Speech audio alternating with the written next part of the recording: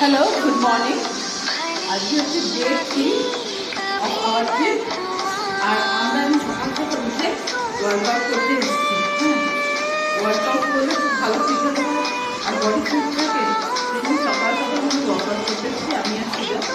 আর আজকে আমরা যাবো জিরাম।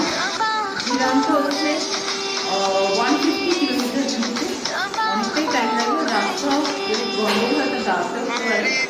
ওখানে আমরা আপার মনেস্ট্রি আর কিছু ফলস আর ন্যাচারাল সিনারিটা আছে মাঝে মাঝে, ওগুলো দেখবো।